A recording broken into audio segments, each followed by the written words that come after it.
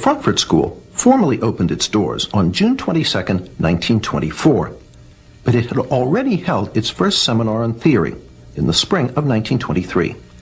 There, almost 24 Marxist scholars gathered for what Weil, the sponsor, called a Marxist study week. One of the participants was Richard Sorge, later a famous Soviet spy.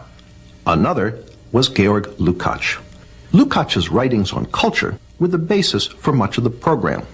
Almost half of the participants in this Marxist study week would later be affiliated with the Frankfurt School.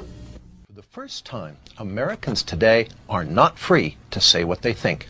If they say something deemed offensive or insensitive or, worst of all, hate speech, they may be in serious trouble. They may be punished for violating the unholy commandments of the 90s, commonly known as political correctness. But is political correctness a new phenomenon? We'll show you tonight that political correctness has been in the making for more than 8 decades. And it seems that a deteriorating society is exactly what political correctness strives for. But just what is political correctness?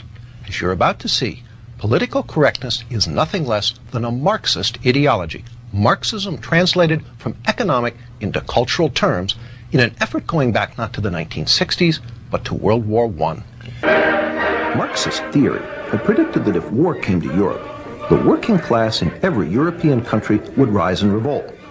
But that theory proved wrong. When the First World War began in 1914, the workers' loyalty to their country proved stronger than their so-called class consciousness. They willingly put on their uniforms, French or German, Austrian or Russian or British, and marched off by the millions to fight each other. In 1917, a Marxist revolution did occur in Russia, but it failed to spread to Western Europe, again contradicting orthodox Marxist theory. At the war's end, Marxist theorists had to confront the question, what had gone wrong? Antonio Gramsci in Italy and Georg Lukács in Hungary believed they had the answer. Gramsci and Lukács argued that Western culture had blinded the working class to its true Marxist class interests. Before a Marxist revolution could take place, Western culture had to be destroyed. In 1919, Lukács, who was considered the most brilliant Marxist theorist since Marx himself, asked, "Who will save us from Western civilization?" That same year, 1919, Lukács became Deputy Commissar for Culture in the Bolshevik Bela Kun government in Hungary, where he launched a program of cultural terrorism. As part of that program, Lukács introduced a radical sex education program into the Hungarian schools. Political correctness, as we know it, was already beginning to take form. He tried to actually undermine the unity of the family, and that was one of the reasons that he tried to introduce sex education. Laszlo Pastor, a leader in the Hungarian resistance against the communist takeover of Hungary after World War II, explains why children were targeted. It's always much tougher to convert an adult, to do something what he was taught not to do. The program left great residual effects on Hungary. The only thing what we were permitted to accept as far as culture is concerned, what they were teaching, that was it. Free thinking was a very big sin.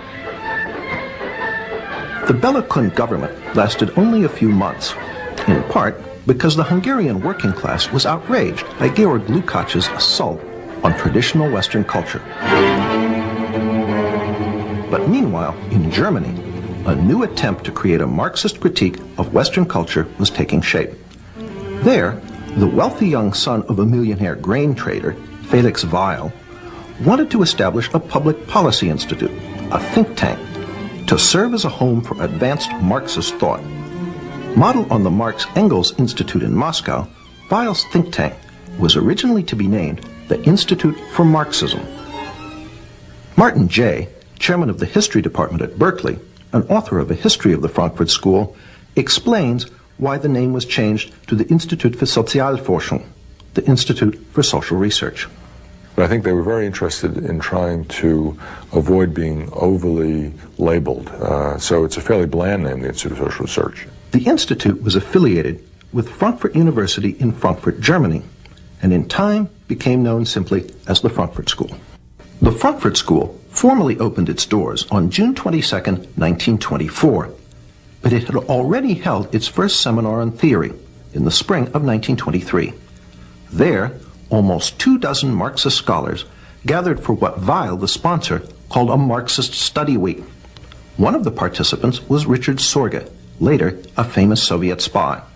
Another was Georg Lukács. Lukács's writings on culture were the basis for much of the program. Almost half of the participants in this Marxist study week would later be affiliated with the Frankfurt School.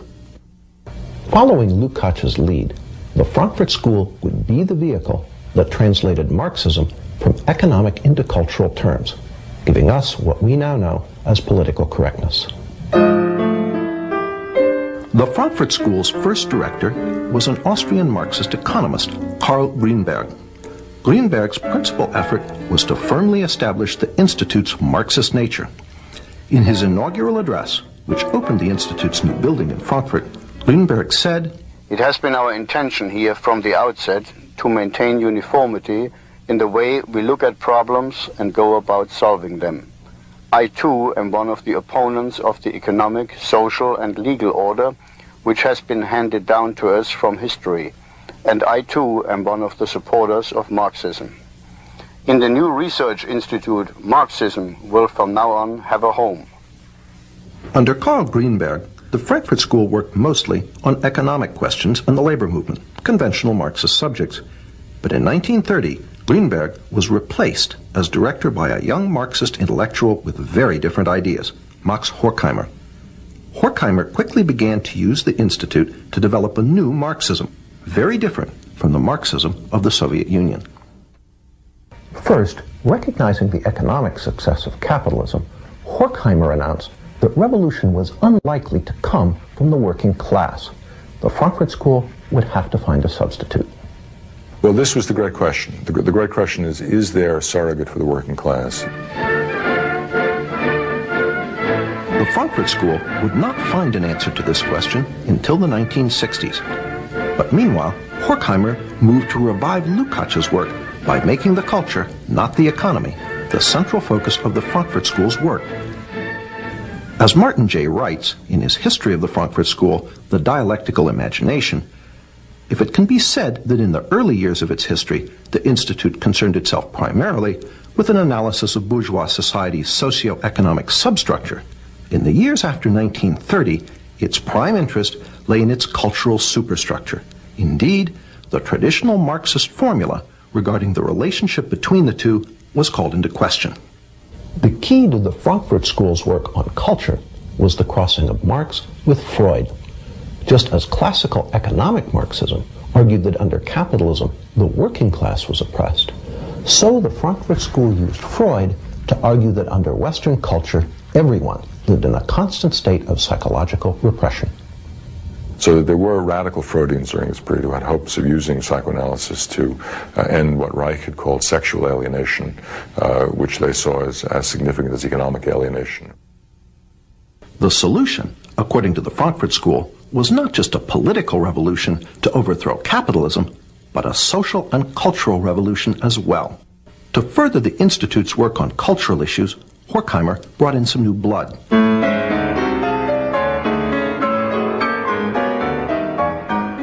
The new members included a sometime music critic, Theodor Adorno. Martin J. sees this edition as critical. Well, Adorno is perhaps the most fecund and, I think, brilliant of all the members of the Frankfurt School. Another new member was Erich Fromm. Fromm, a practicing psychoanalyst, was noted for his radical Marxist social psychology. He pioneered the concept of sexual liberation and gender politics. According to Martin J., in Fromm's view, masculinity and femininity were not reflections of essential sexual differences. They were derived instead from differences in life functions, which were in part socially determined. Another piece of political correctness was falling into place. In 1932, Herbert Marcuse became a member of the Institute for Social Research. Marcuse would ultimately become the most important member of the Frankfurt School for the development of political correctness. In the 1950s and 60s, Marcuse would complete the translation of Marxism into cultural terms, sums it up. In which Marcuse in the United States represented the most radical inclinations of the school, in a sense continuing the work they had done in the 1920s and into the 30s, a work that was inspired by Marxist Hegelian philosophy, very interested in the crisis both of capitalism and liberal democracy, trying to find alternatives to the working class. As we've seen, the Frankfurt School, Marxist in origin, wanted to create a cultural revolution against Western society. And in the 1930s, they took their important first step. In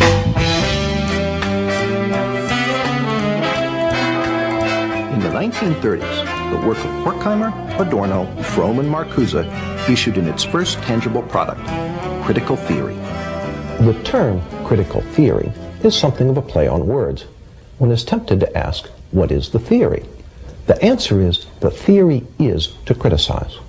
Through unremitting, destructive criticism of every institution of Western society, they hope to bring that society down. Critical theory is the basis for gay studies, black studies, women's studies, and various other studies departments found on American university campuses today. These departments are the home base of political correctness. David Horowitz was present at the birth of campus political correctness. Well, I was a radical in the 60s. I was a Marxist. You know, my buddies were people like Tom Hayden. I edited the largest magazine of the left at the time, Ramparts. But the Frankfurt School was important in Marxism because they no longer believed really in the future. They only believed in destroying capitalism and destroying, bourgeois democracy is what we would have called it. And if you look at today's campuses, that kind of nihilism is really the dominant theme. That is, attack America. The Frankfurt School was careful never to define what critical theory was for, only what it was against. Again, Martin Jay, the Frankfurt School's semi-official historian. Critical theory itself always felt reluctant about being put in the straitjacket of systematization and defied its reduction to a simple definition. Critical theory actually attempted to politicize logic itself. Horkheimer wrote, "Logic is not independent of content. That means an argument is logical if it helps destroy Western culture, illogical if it supports it."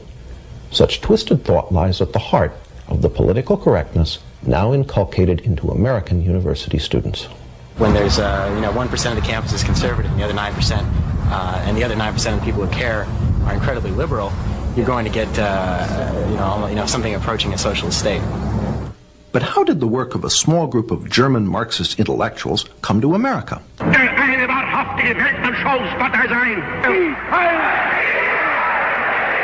1933, when the Nazis came to power in Germany, the Institute for Social Research fled. It fled to New York City, where it was re-established that same year with help from the president of Columbia University.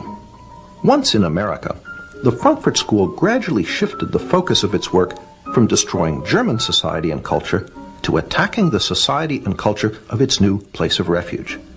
Not only did they apply critical theory to American society, they added some new elements.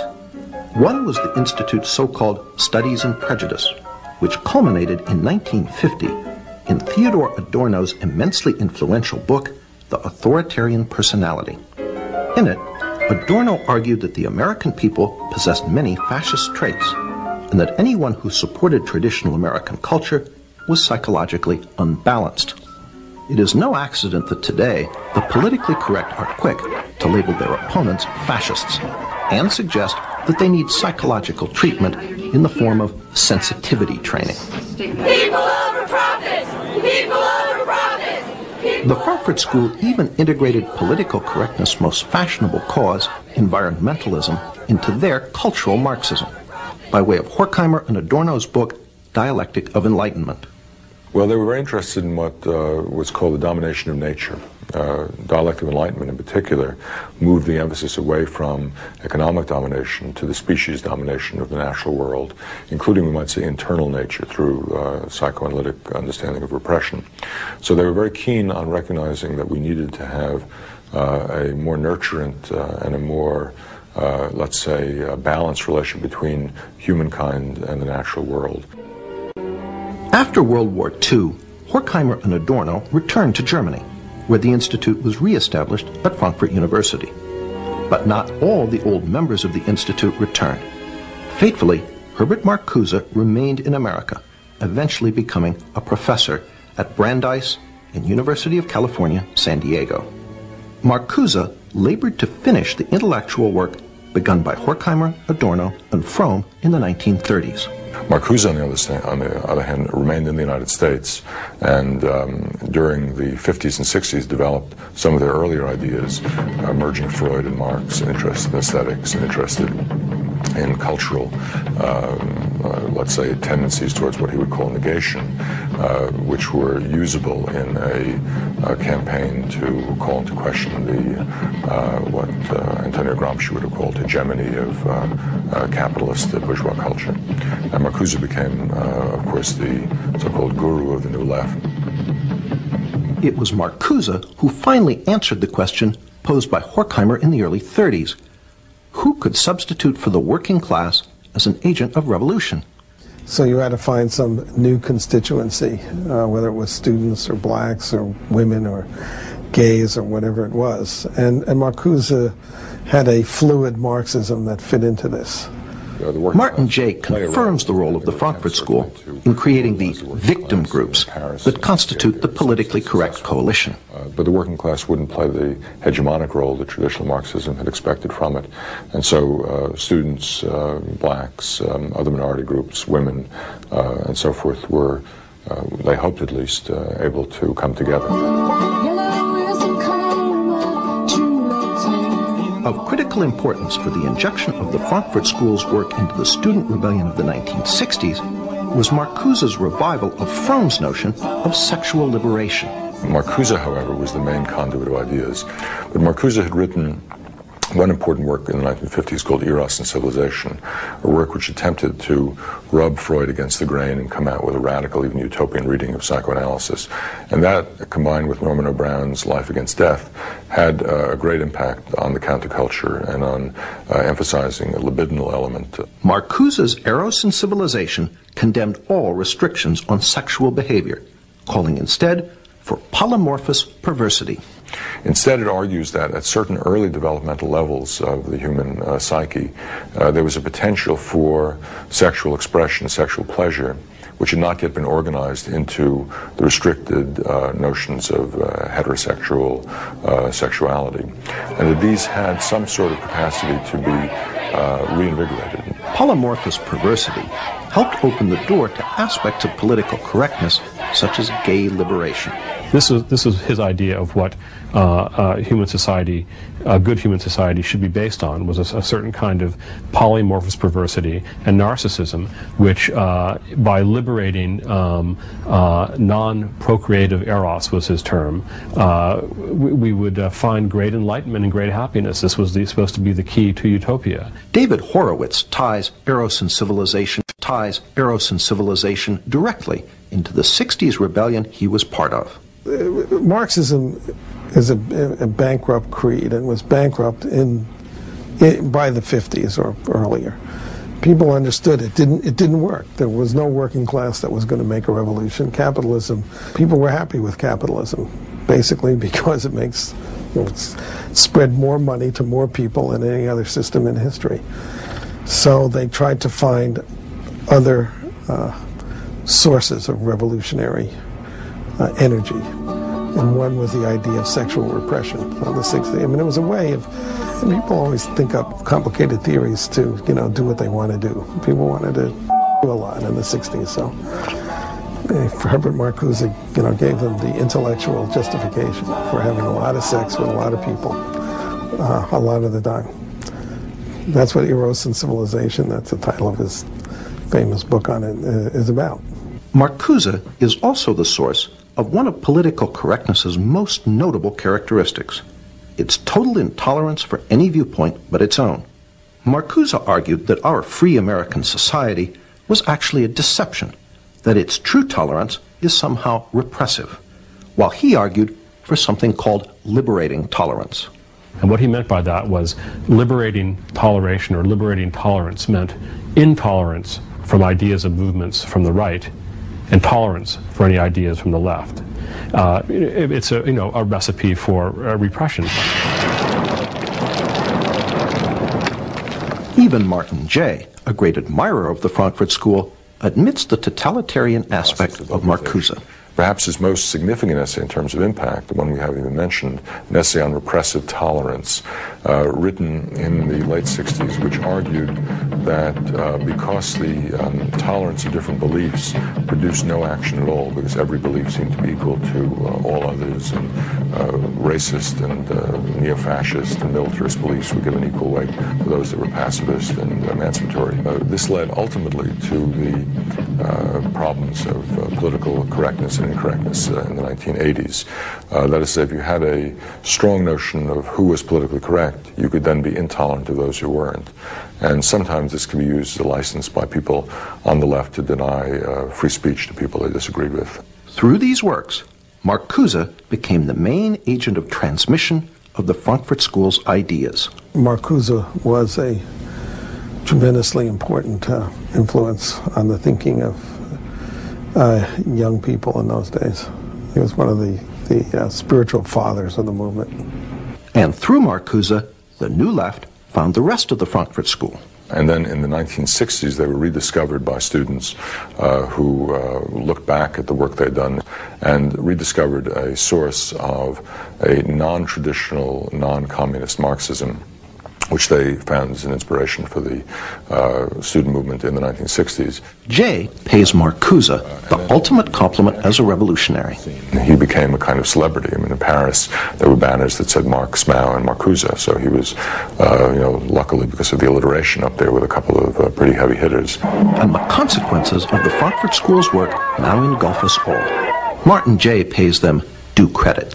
Well, it's fascinating. If you compare them with other figures from the so-called Western Marxist tradition, they are perhaps more alive than virtually anybody else. Roger Kimball, although coming from the opposite political perspective from Martin Jay, agrees. The institution of the ideas of radical multiculturalism in the academy and what you might call its enforcement wing, namely the ideology of political correctness, testify to the vitality of some of those ideas, some of the ideas of the Frankfurt School.